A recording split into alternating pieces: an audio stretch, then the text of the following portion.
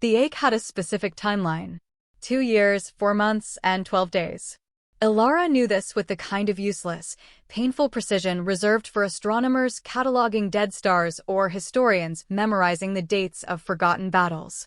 It was the exact length of time she had been in love with Chloe, a love that lived in the hollow space behind her ribs, a quiet, constant tenant in the home of her body. It was a phantom limb, a pain for something she'd never had and felt the loss of every single day. Tonight, the ache was a low thrum, a familiar bass line to the rhythm of her solitary evening. The television murmured in the corner, casting blue and orange light across her living room, a ghost of company. She was scrolling through her phone, not really seeing anything, when it buzzed with a text. The name on the screen made her heart perform its usual trick, a sudden, violent lurch, as if it had missed a step on a flight of stairs. Chloe. The message was simple, 3 short words that held a universe of potential meaning. You up? Ilara's thumbs hovered over the keyboard. It was late, well past midnight. A text like this from Chloe usually meant one thing: trouble in paradise. Paradise, in this case, being the perpetually turbulent relationship she had with Mark. Ilara had lost count of the number of late-night calls, the tearful postmortems of arguments that were always just variations on a theme. Ilara was the official translator of Mark's emotional vocabulary, the strategic advisor for peace talks, the shoulder upon which the flag of surrender was so often tearfully waved. Each time, she played her part with the practiced grace of a seasoned actress, her own heart breaking silently backstage. Before she could type a reply, a second message appeared. Forget it. On my way. A different kind of alarm, sharp and immediate, pierced through the familiar melancholy. This was new. Chloe had never just shown up before. Ilara's mind raced through a dozen frantic scenarios, each worse than the last. She typed a quick, "Are you okay?" but the little bubble with 3 dots immediately vanished, indicating Chloe was no longer typing. She was already in motion. Ilara stood up, the placid quiet of her apartment suddenly feeling charged, expectant. She walked to the window, peering down at the rain-slicked street 3 floors below. She smoothed down her worn t-shirt, suddenly conscious of her faded pajama bottoms and the messy knot of her hair. It was ridiculous. Chloe had seen her in far worse states. But this felt different. An unscheduled visit this late felt like a tearing of the fabric of their carefully maintained routine, a deviation from the script they had both known for so long. The minutes stretched into an eternity. Ilara found herself pacing the length of her small living room, from the bookshelf to the window and back again, her bare feet silent on the old hardwood floors. The ache behind her ribs was no longer a thrum, it was a sharp, insistent pulse that echoed the frantic beat of her own blood. She was a lighthouse keeper, accustomed to the lonely vigil, now watching a ship sail directly for her rocks. Section, and then, the doorbell rang. Not a buzz from the downstairs intercom, but a soft, direct press on the door to her apartment. That meant someone had let her into the building. The sound was soft, almost hesitant, but in the profound silence of her apartment, it sounded like a gunshot. Ilara's breath caught. She stopped pacing, her hand flying to her chest as if to physically hold her heart in place. She took a slow, deliberate breath and walked to the door, her hand trembling slightly as she reached for the knob. She turned the deadbolt, the slick thunk of the metal echoing loudly in the hallway. She pulled the door open. And there was Chloe. She was a wreck, but a beautiful one. Her blonde hair, usually so perfectly styled, was a tangled mess, darkened by the rain. She wore a pair of faded blue pajama bottoms with little cartoon sheep on them and a simple gray sweatshirt that Ilara recognized as one of Mark's. Her face was scrubbed clean of makeup, her blue eyes wide and luminous, shimmering with unshed tears. She was holding a single, sad-looking pillow, clutching it to her chest like a shield. For a long moment, neither of them spoke. The universe seemed to shrink, containing only the 2 of them in the warm, yellow light of the hallway. Ilara could smell the rain on her hair and the faint, familiar scent of vanilla and lavender that was uniquely Chloe. "Hey," Chloe finally whispered, her voice rough and broken. "Hey," Ilara breathed back, her own voice barely audible. A single tear escaped and traced a glistening path down Chloe's cheek. "Mark and I, it's over." For real this time, her lip trembled, and she looked so utterly lost, so profoundly fragile, that the carefully constructed walls around Alara's heart began to crumble. All the years of practiced detachment, of playing the supportive friend, dissolved in the face of this raw, immediate pain. "Oh, Chloe," Alara said, the name a soft ache in her mouth. She stepped aside, opening the door wider. "Come in." Chloe seemed to sag with relief, stepping across the threshold as if crossing a finish line. The world tilted slightly on its axis as Chloe entered her space, bringing the storm with her. The door clicked shut behind them, sealing them in together, and Alara knew, with a terrifying, exhilarating certainty, that a line had just been crossed. There would be no going back. Alara guided her to the sofa, a silent, gentle pressure on her elbow. Chloe sank into the cushions, her borrowed pillow still clutched in her arms. She looked small and lost in the center of Alara's worn, comfortable couch. Alara moved to the kitchen, her limbs feeling strangely disconnected, and put the kettle on. The familiar ritual was grounding, a small act of normalcy in a moment that felt anything but. "Do you want to talk about it?" Alara asked, her voice soft as she returned to the living room. Chloe shook her head, staring at the blank television screen. "Not really. There's nothing to say that we haven't said 100 times. It's the same fight. The same ending. It's just final now." She finally looked at Alara, her gaze raw and searching. "I didn't know where else to go." Those 7 words struck Alara with the force of a physical blow. I didn't know where else to go. Not to her parents, not to another friend. To Alara. It was a confession of trust so profound it made Alara's breath hitch. It was everything she had ever wanted and everything she was terrified of. The kettle whistled, a shrill cry that cut through the tension. Alara made them both tea, her hands moving on autopilot. She handed a steaming mug to Chloe, their fingers brushing for a fraction of a second. A jolt, hot and sharp like static electricity, shot up Alara's arm. She pulled her hand back as if burned. She didn't know if Chloe felt it, but for Alara, it was a lightning strike in the quiet storm of her living room. They sat in silence for a while, sipping their tea, the air thick with unspoken things. The rain outside had softened to a gentle patter against the window panes. "It was the silence I couldn't stand," Chloe said suddenly, her voice quiet. "After he left. The apartment was so loud with it. I had to be somewhere it was quiet." Really quiet, she looked around Alara's small, book-filled apartment. "It's always so peaceful here." Alara's heart twisted. She had cultivated this peace, this quiet sanctuary, as a defense mechanism. It was a fortress against the noisy chaos of her own feelings, and now Chloe was sitting right in the middle of it, mistaking the silence of suppression for the silence of serenity. Chloe set her mug down on the coffee table. She curled her legs up underneath her, turning to face Alara more fully. "Can I ask you something stupid?" "There are no stupid questions at 1 in the morning after a breakup," Alara said, managing a weak smile. Chloe worried her lower lip, a habit Alara had always found endearing. When you knew you liked women, how did you know? I mean, really know?" The question hung in the air between them, heavy and delicate as a spider's web. This was new territory. They had talked about Alara's dating life, but always in vague, general terms. Chloe had never asked something so direct, so personal. Alara's throat went dry. "I don't know," she began slowly, choosing her words with surgical care. "It wasn't one big moment. It was 1,000 little ones. Like realizing you've been reading a book in a dimly lit room your whole life, and then someone finally turns on a lamp. You could see before, but now you can really see." She risked a glance at Chloe, who was listening with an unnerving intensity. "It was less about what I wanted and more about what I felt. With men, it always felt like I was playing a part, a role I'd been taught. With women, it just felt like me." Chloe was quiet for a long time, her gaze distant. "Playing a part," she repeated softly, as if tasting the words. "That's what it feels like. With Mark." I love him, I think. But it's like I'm acting out the role of girlfriend. I say the right lines, I do the right things, but it feels like a performance.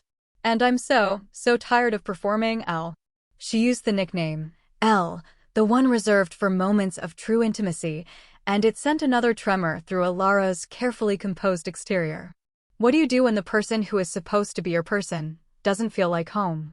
Chloe asked, her voice barely a whisper. What if home is somewhere else entirely? Her eyes were locked on Alara's, and the question felt less like a hypothetical and more like a dawning realization. The air crackled. The world outside the windows, the rain, the city, all of it fell away. There was only the charged space on the couch between them. Slowly, as if in a trance, Chloe uncurled herself. She shifted closer, bridging the small gap that separated them. The heat from her body was a tangible thing, a warmth that seeped into Alara's side. Alara's entire being screamed at her to move, to run, to preserve the fragile piece of their friendship, but she was frozen, pinned by the hope that was unfurling in her chest, a dangerous, beautiful flower. Chloe's hand, tentative and warm, came to rest on Alara's knee. It was a simple gesture, one friend comforting another. But it felt like a brand. Alara's skin sizzled where they touched. She could feel the faint tremor in Chloe's fingers. I'm so tired, Chloe murmured, her eyelids fluttering. Her head began to droop, and before Alara could process what was happening, Chloe's head came to rest on her shoulder. Her hair, still faintly damp, smelled of rain and vanilla. Her soft breath ghosted against Alara's neck. Alara's body went rigid. Every nerve ending was on fire. It was the purest form of torture she had ever known, to have Chloe this close, this vulnerable, and to be able to do nothing. To offer nothing but the silent, sturdy presence of a friend. She sat there, unmoving, for what felt like hours, long after Chloe's breathing had evened out into the slow, steady rhythm of sleep. She stared at the wall, her heart a frantic drum against Chloe's ear. She dared, just once, to lift her hand and gently, so gently, brush a stray strand of blonde hair away from Chloe's face. The silk of it against her fingertips was an almost unbearable intimacy. She was a ghost in her own life, haunting the edges of someone else's story. But tonight, for the first time, she felt as if the story might be turning a page and her character was about to step into the light. The thought was both a prayer and a terror. The next few days passed in a strange, suspended reality. Chloe didn't go back to her apartment. She'd made one quick, supervised trip with Alara in tow to grab clothes and essentials, a tense, silent raid on the life she was leaving behind. Mark was gone, leaving only the echo of his presence in the form of his sweatshirt, which Chloe continued to wear like armor. She now slept in Alara's spare room, but the geography of the apartment had shifted. It was no longer Alara's space with Chloe as a guest. It was their space, a shared bubble of quiet convalescence. The intimacy between them grew, not in leaps and bounds, but in small, incremental shifts. It was in the way Chloe's hand would find Alara's arm when she was laughing at something on TV. It was in the way their shoulders would press together on the small sofa, and neither of them would move away. It was in the shared, easy silence as they made coffee in the morning, moving around each other in the tiny kitchen with an unspoken choreography. Alara was living in a state of hyper-awareness. Every brush of skin, every lingering glance, every soft-spoken word was magnified, analyzed, and stored away. She felt like a scientist observing a delicate, unprecedented phenomenon, terrified that one wrong move could shatter the entire experiment. The ache in her chest had transformed from a dull, constant pain into a sharp, vibrating hum of anxiety and hope. One evening, they were curled up on the couch again, a bowl of popcorn between them, a movie playing that neither of them was watching. The main characters on screen were locked in a passionate embrace, a swell of romantic music filling the room. Chloe stirred beside her. "Do you think that's what real love looks like?" she asked quietly. Alara glanced at the screen, then back at Chloe. "I think Hollywood is very good at selling a certain version of it." "No, I mean, The certainty, Chloe clarified, her gaze fixed on Alara's face, her blue eyes searching and serious. The way they look at each other. Like there's no one else in the world. Have you ever felt that? Yes, Alara's mind screamed. Right now. With you. Always with you. I think, Alara began, her voice carefully measured. I think sometimes that certainty isn't a big, loud explosion. Sometimes it's a quiet click. Like a key finally turning in a lock you didn't even know you were carrying. Chloe's eyes softened. She reached out and her fingers began to unconsciously trace patterns on the back of Alara's hand, which was resting on the cushion between them. The touch was featherlight, almost absent-minded, but to Alara, it felt like fire and lightning. Her breath hitched, but she didn't pull away. She couldn't. A key in a lock, Chloe repeated, her voice a murmur. Her gaze dropped from Alara's eyes to her mouth. It was just for a second, a fleeting, almost imperceptible shift, but Alara saw it. The world stuttered. The air thickened, growing heavy and sweet like honey. In that single, stolen glance, an entire conversation took place. A question was asked, a possibility acknowledged. Chloe's fingers stilled on her hand. She seemed to realize what she was doing, what she had just done. A faint blush crept up her neck, coloring her cheeks. She pulled her hand back, tucking it under her leg. The sudden absence of her touch was a physical pang, a cold spot on Alara's skin. The spell was broken. Chloe cleared her throat and looked back at the television, but the casual ease was gone. The space between them was now humming with a new, dangerous electricity. They had wandered off the map of their friendship and were now in uncharted territory, with no compass to guide them. This tension became their new normal. A fragile, shimmering surface they were both terrified to break. Alara found herself pulling back, creating small pockets of distance to breathe. She'd stay late at the library, invent errands to run, anything to escape the unbearable sweetness of Chloe's proximity. She was terrified of the hope that was blooming inside her, because hope was a far more dangerous thing than the familiar, manageable ache of longing. Hope could be crushed. Her withdrawal did not go unnoticed. A few days later, Alara was in the kitchen, washing dishes with a frantic energy, when Chloe appeared in the doorway, leaning against the frame with her arms crossed. She had that look on her face, the one that meant she was done skirting around an issue. "You've been avoiding me," Chloe said. It wasn't a question. It was a statement of fact. Alara's hands stilled in the soapy water. She kept her back to Chloe, staring at the brick wall outside her kitchen window. "I haven't. I've just been busy." "No," Chloe said, her voice firm. "You've been hiding. Ever since the other night on the couch. You pull away when I get close. You barely look at me. What is it, Elle? What aren't you telling me?" Alara closed her eyes. The direct question was a spear, and it found its mark. Her shoulders slumped. She couldn't do this anymore.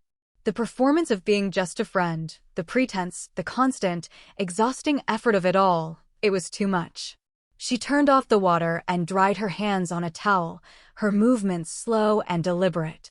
She turned to face Chloe, her heart hammering against her ribs like a trapped bird. "Chloe." But Chloe took a step forward, her expression a mixture of determination and vulnerability. "Because I have to tell you something," she interrupted, her voice dropping to a low, intense whisper. "And I'm terrified. I'm so terrified, Elle, but I think if I don't say it, I'm going to explode." She was standing in the middle of the kitchen now, close enough that Alara could see the tiny flecks of gold in her blue eyes. "This past week, being here with you," she started, her voice trembling slightly. "It's been the calmest I've felt in years. The most, myself.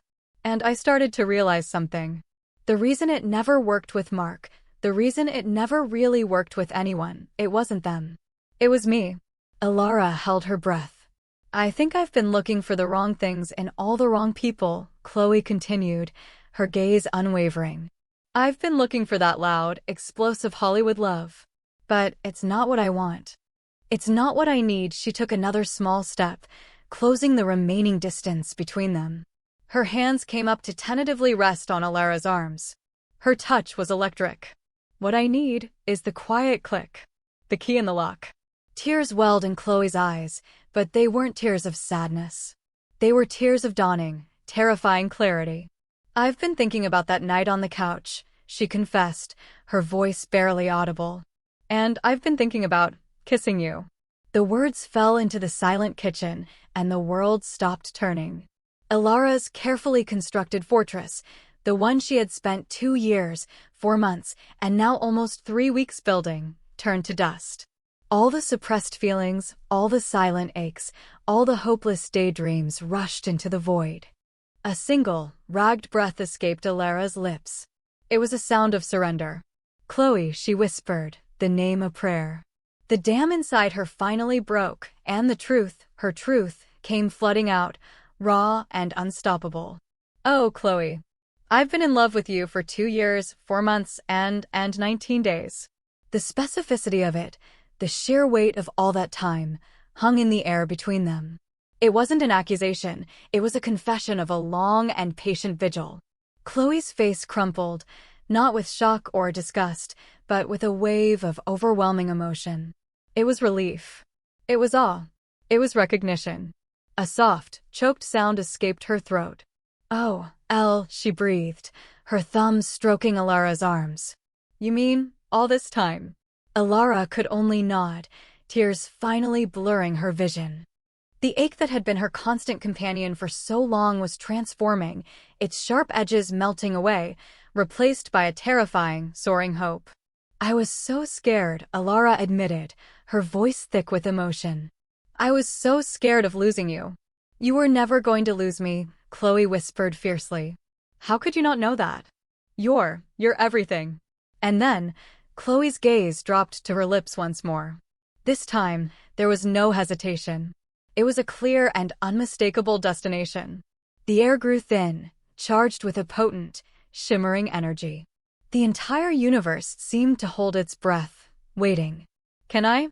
Chloe asked, her voice a fragile whisper that Ilara felt more than heard.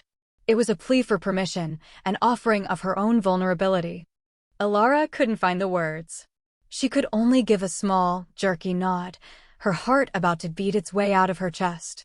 That was all the confirmation Chloe needed. She leaned in slowly, giving Ilara every chance to pull away, to stop it.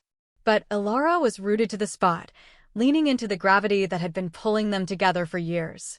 The first touch was impossibly soft. A gentle, tentative brushing of lips. It was a question, a discovery, a hesitant exploration of this new, sacred ground. It wasn't the fiery, demanding kiss of the movies, it was quiet, and it was breathtaking. It tasted of salt from their tears and the sweet, underlying flavor of tea and hope. Ilara's hands, which had been frozen at her sides, came up to cup Chloe's face, her thumbs tracing the line of her jaw. A soft sigh escaped Chloe's lips, and she melted into the touch. The kiss deepened. It was no longer a question, but an answer. It was a conversation held without words, a story of years of unspoken longing finally being told. For Ilara, it was a feeling of coming home, of a deep, cellular rightness that settled into her bones. For Chloe, Ilara could feel the sense of wonder, of a door opening into a room she never knew existed but felt instantly, perfectly familiar. It was urgent and slow all at once. It was a desperate quenching of a long-held thirst and the reverent savoring of a first sip. It was every late-night talk, every shared secret, every casual touch that had meant so much more, all culminating in this one, perfect moment. When they finally pulled apart, they were both breathless. They didn't move far. Their foreheads came to rest against each other, their eyes closed, their breath mingling in the small space between them. Ilara's hands were still cradling Chloe's face, and Chloe's hands were gripping Ilara's arms, holding on as if she were afraid this was all a dream. "Oh," Chloe breathed out, the word a soft puff of air. "Wow." Ilara let out a shaky laugh that was half a sob. "Yeah. Wow. That felt..." Chloe started, then stopped, searching for the right word. She opened her eyes, her blue irises shimmering and impossibly close. "That felt right. More right than anything has ever felt." A tremor of fear, a cold aftershock of the seismic shift that had just occurred, ran through Ilara. I'm terrified, she admitted, the words stark and honest in the quiet kitchen. Chloe's grip on her arms tightened reassuringly. Me too, she confessed without hesitation. Completely and utterly terrified. But not of this, she gestured between them with a small nod of her head. I'm not scared of you. I'm scared of how long it took me to see what was right in front of me the whole time. That admission was a balm to the most wounded parts of Alara's heart. I think, Chloe said, her voice full of a new, dawning wonder, I think I was measuring every relationship against what I had with you. I was holding Mark, and everyone before him, up to this impossible standard, and I didn't even know what the standard was. They all came up short. A small, self-deprecating smile touched her lips. Of course they did. They weren't you. The past, which had been a source of so much pain for Alara, was suddenly recontextualized. It wasn't a history of her being overlooked. It was a history of Chloe subconsciously searching for her. All the nights Alara had spent comforting Chloe over men who weren't right for her, it turned out she was comforting her for not having her. The irony was both beautiful and heartbreaking. What do we do now? Alara asked, the practical question feeling both absurd and necessary. There was Mark. There were their friends. There was the entire structure of their lives that had just been fundamentally altered. Chloe pulled back just enough to look her fully in the eyes, her expression soft but resolute. We figure it out, she said simply. Together. We take it one day at a time. And we stop being scared. She leaned in and pressed a second kiss to Alara's lips, this one softer, full of promise and certainty. We just try this. Try this. The words were so simple, yet they held the weight of a new world. Alara looked at the woman in front of her, not just her best friend, but the person who held the key to the lock she'd been carrying. The ache was gone, replaced by a warm, glowing fullness that spread through her entire body. 3 weeks later, the morning light streamed into the apartment, illuminating dust motes dancing in the air.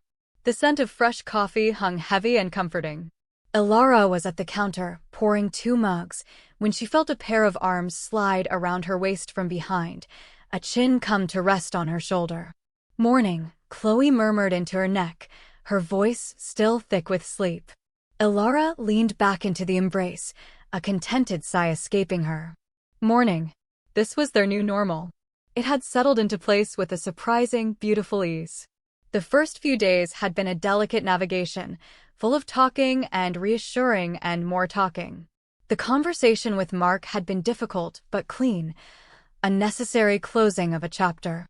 Their friends had been surprised, then overwhelmingly supportive. The world had not, in fact, ended. It had just begun. They had fallen into a rhythm that felt more natural than any either of them had ever known. They moved around the small apartment not as 2 separate people, but as a single, cohesive unit. Their lives, which had run on parallel tracks for so long, had finally, gracefully merged. Chloe pressed a soft kiss to Alara's shoulder blade. What are you thinking about? Alara turned in her arms, wrapping her own around Chloe's neck. She looked into those familiar blue eyes, now filled with a love and adoration that was directed solely at her. The sight still made her heart do a little flip. I was just thinking about that first night, Alara said softly. When you showed up at the door with your pillow. A soft smile played on Chloe's lips. My night in Shining Pajamas rescue mission. I was so lost, Alara confessed. I had this whole story written in my head about how my life was supposed to go, with you just on the edges of it. As my friend. I couldn't see any other way for it to be. Chloe's expression grew tender. She reached up and tucked a stray piece of hair behind Alara's ear, her touch gentle and full of reverence. And I was lost in a story someone else wrote for me. I was just saying the lines, hoping I'd eventually believe them. She leaned in, her forehead touching Alara's. Turns out we were both just in the wrong story. Alara smiled, a real, unburdened smile that reached her eyes. Then we're both exactly where we need to be. Chloe kissed her then, a slow, sweet, coffee-flavored kiss that spoke of lazy Sunday mornings and a future that stretched out before them, bright and full of promise. As she held Chloe in the warm kitchen, sunlight pouring over them, Alara understood. She understood that sometimes the most beautiful love stories are not the ones you plan, but the ones that show up at your door in the middle of the night, wearing cartoon sheep pajamas and carrying a pillow, completely and wonderfully catching you by surprise.